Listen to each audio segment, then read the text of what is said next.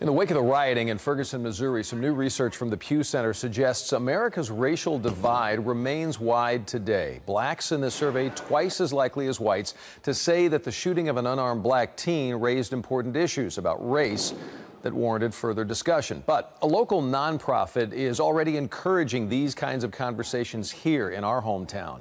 New at 6 o'clock, CBS 11's Robbie Owens sat down with the veterans of the Dallas dinner table to talk about their work to improve race relations. In this case, one dinner at a time. As Ferguson, Missouri erupted in rioting and angry protests over the police shooting of an unarmed black teen, some in North Texas worried and others wondered, why would that have played out differently here than it did there? Bernie Mayoff grew up in Chicago. His father's drugstore burned in the riots that followed the King assassination. Still, they taught us the right things.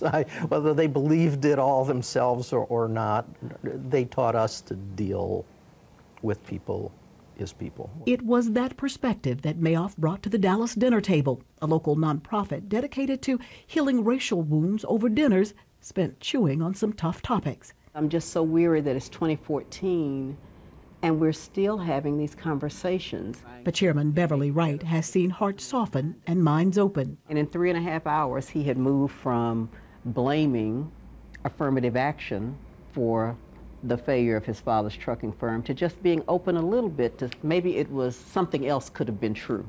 And I will always remember he said, maybe my father was just a poor businessman. The dinners are hosted across North Texas to mark the King holiday. The goal is to eventually take the effort nationwide. With what's just happened in Ferguson, there's just no doubt that 1 million people sitting down having dinner should be everybody's goal.